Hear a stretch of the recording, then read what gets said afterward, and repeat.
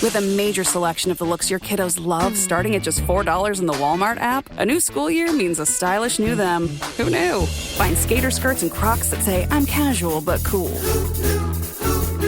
Sparkly sneakers that say, it's my classroom, you're just learning in it. And preppy polos that say, I'm the teacher's pet, even if they're mommy's menace at home. Find their favorite styles starting at just $4 in the app. The Walmart you thought you knew is now new. Mint is still $15 a month for premium wireless. And if you haven't made the switch yet, here are 15 reasons why you should. 1, it's $15 a month. 2, seriously, it's $15 a month. 3, no big contrast. 4, I use it. 5, my mom uses it. Are you playing me off? That's what's happening, right? Okay, give it a try at mintmobile.com/switch. Upfront payment of $45 for 3-month plan. $15 per month equivalent required. New customer offer first 3 months only. Then full price plan options available. Taxes and fees extra. See mintmobile.com. Atenção! Este podcast pode conter representações de cenas que algumas pessoas podem achar perturbadoras e alarmantes. Os conteúdos aqui representados são responsabilidade de seus próprios autores. Para uma melhor experiência, os fones de ouvido são aconselháveis. Arquivo Relatos do Além. Especial Halloween.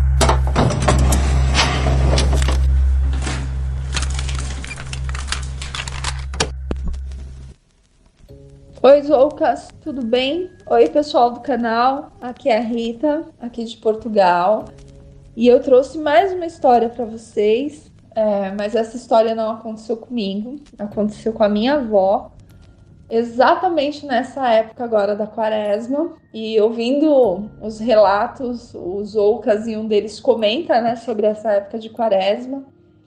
E também o que me fez trazer essa história foi uma outra história que eu ouvi no canal de uma ouvinte que falou que no final do áudio dela, ela disse que ouviu da avó que nem todo mundo que batia a tua porta traria alguma notícia ruim, né? Um mau agouro. Às vezes essa pessoa só queria uma informação, né? E a gente não consegue muito bem entender isso, e talvez pelo medo que a gente sinta, né, pelo desconhecido, a gente sempre acha que é alguma coisa ruim, né? E no meu caso, no caso da minha avó, não foi diferente disso, assim. E aí eu resolvi trazer essa história para vocês.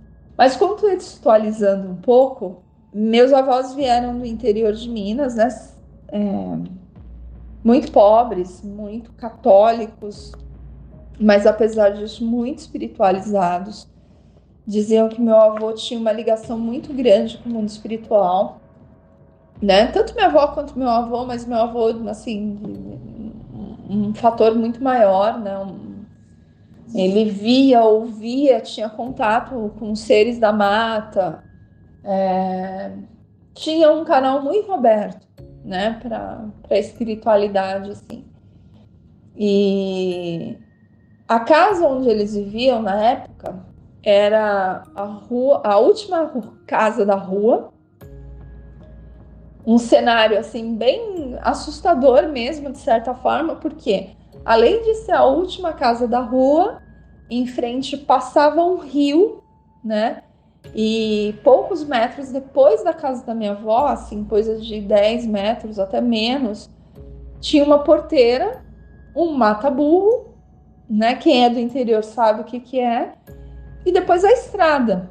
E depois de 100 metros, eu acho, da casa da minha avó, essa estrada fazia uma curva meio sinuosa, assim, e você não via absolutamente nada mais.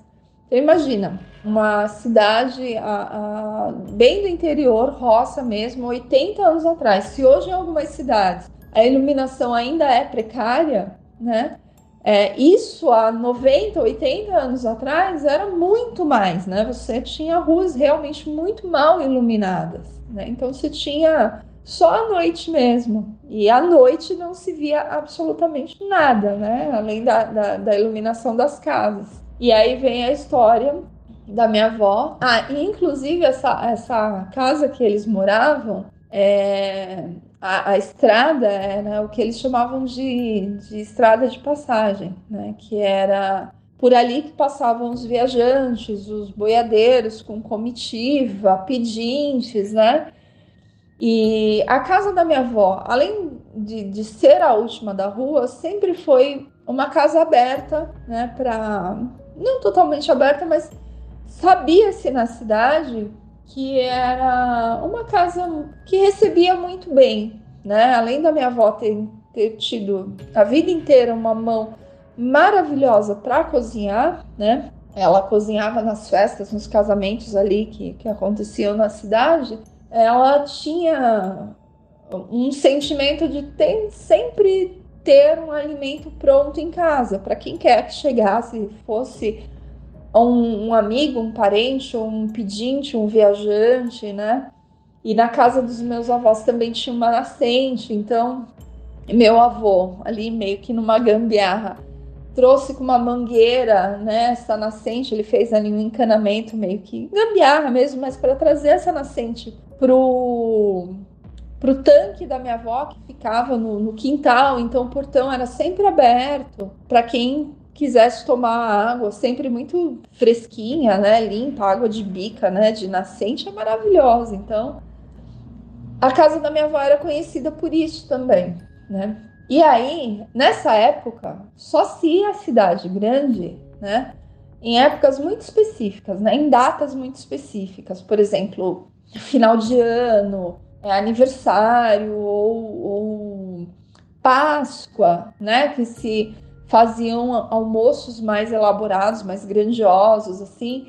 E embora meus avós tenham tido uma vida muito, muito pobre, né, muito simples, humilde ali, em relação a bens materiais, era uma casa muito farta, né? Primeiro que eles plantavam, tinha plantação de legumes, verdura, milho, enfim, né?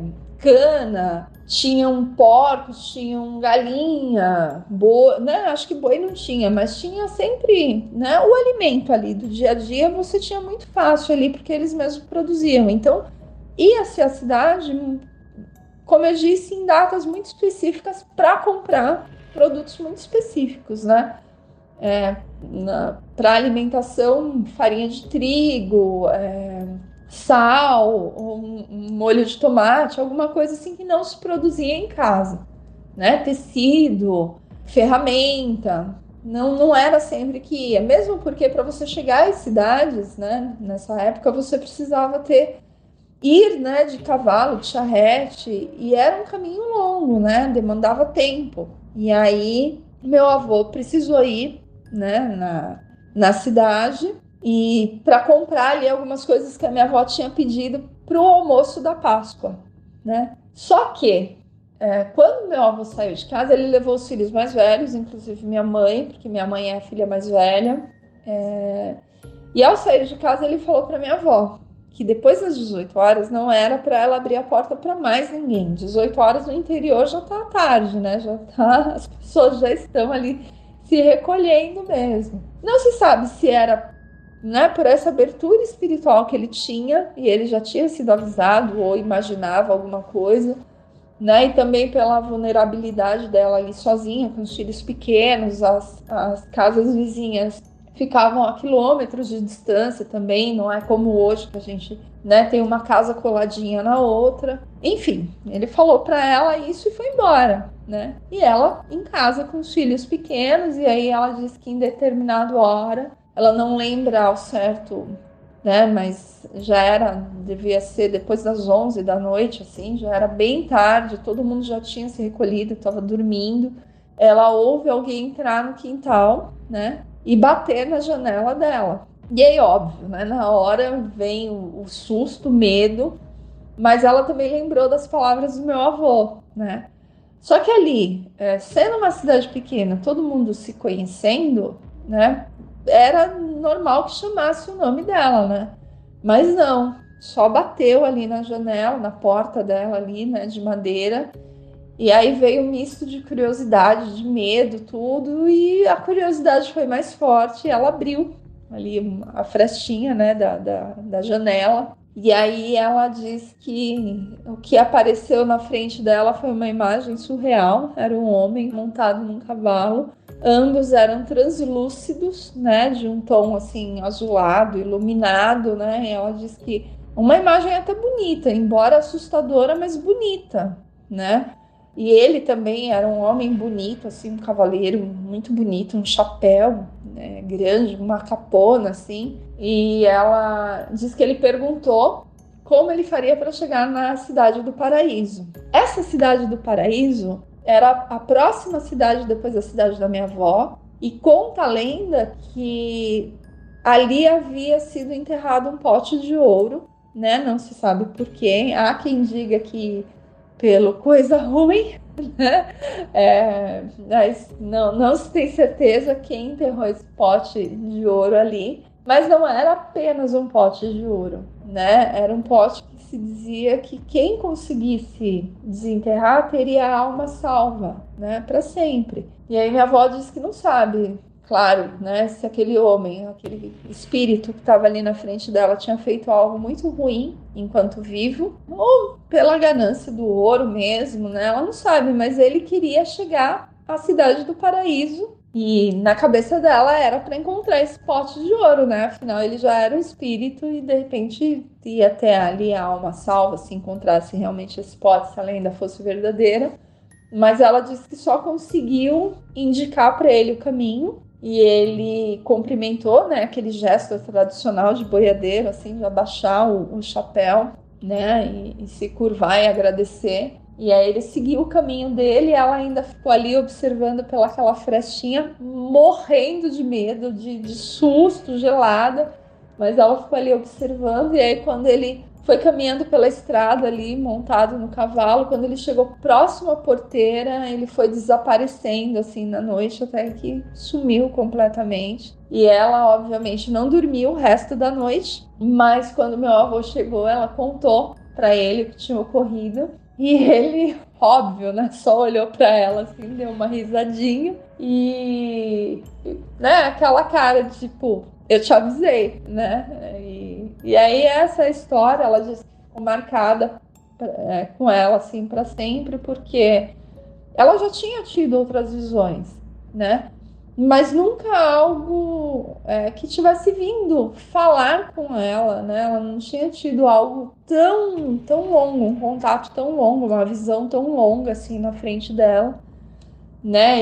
E ficou marcado, né? E essa é a história, uma das histórias da minha avó, tem imensas outras assim para contar, mas essa é a história que remete tanto à Quaresma, né? Quanto a essa questão de quem bate a tua porta nem sempre vem para te trazer uma maldade, né? Às vezes realmente vem para tirar uma dúvida. E é isso, Zoucas, é isso, pessoal do canal. Agradeço mais uma vez pelo espaço, espero que vocês gostem. Quem quiser comentar alguma coisa a respeito. E logo eu trago outros relatos aí, porque, como eu disse, né? Família de mineiro tem muita história para contar. Um beijo a todos.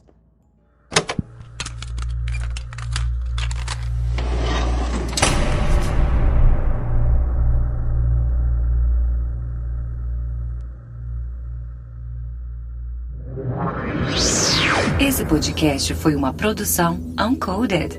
Acesse uncodedprod.com para saber mais.